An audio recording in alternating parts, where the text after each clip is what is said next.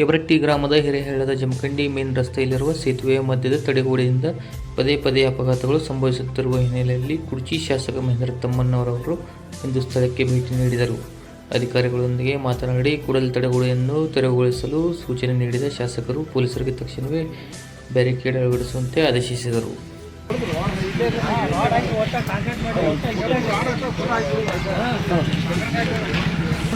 ಯಬರಟ್ಟಿ ಏನಕ್ಕೆ ಬಂದಿದ್ದಾರೆ ಹೇಳ್ತಾರಲ್ಲ, ನಿನ್ನೆ ಕ್ರೂಸರ್ ಒಂದು ಹೊಡೆದ ಬಿದ್ದೈತಿ, ಮೊನ್ನೆ ಒಂದು ಟ್ರಕ್ಕು ಬಿದ್ದೈತಿ.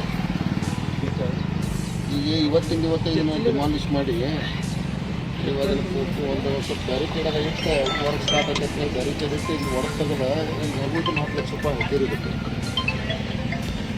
ಅದನ್ನು ನೀವು ಯಾರಿಗಾರೆ ಹೆಚ್ಚಿ ಅದನ್ನು ಸ್ವಲ್ಪ ಕೆಲಸ ಮಾಡೋದು. ಈಗ ಏನೋ ಸ್ಟ್ರೈಕ್ ಮಾಡ್ತೀವಿ ಅನ್ನೋ ನೋಡ್ರಿ. ನೀವು ಇವತ್ತು ಅದನ್ನು ಮಾಡಿ ಪೊಲೀಸರಿಗೆ ಹೇಳ್ತಿದ್ರೆ ಅವ್ರು ಬ್ಯಾರಿಕೇಡ್ ಹಾಕ್ತಾರೋ, ನೀವು ಕೆಲಸ ಸ್ಟಾರ್ಟ್ ಮಾಡ್ತೀವಿ.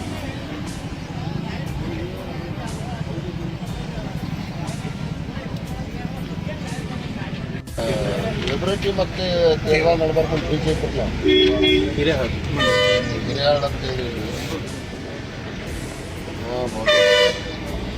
ಒಂದು ಎಂಟ್ರೆನ್ಸ್ ಮುಂದೆ ಟ್ರಕ್ ಆಕ್ಸಿಡೆಂಟ್ ಆಗೋತದಾವು. ಮೊನ್ನೆ ಒಂದು ಟ್ರಕ್ ಆಗೈತಿ, ನಿನ್ನೊಂದು ಕ್ರೂಸರ್ ಆಗೈತಿ. ಇಲ್ಲೇ ಅದನ್ನು ಸ್ಪಾಟ್ ಮಾಡೋದಂತೆ. ಸೊ ಬ್ಯಾರಿಕೇಡ್ ಹಾಕಿಬಿಡ್ರಿ, ಅವ್ರ ಕೆಲಸನೂ ಸ್ಟಾರ್ಟ್ ಮಾಡ್ತಾರೆ.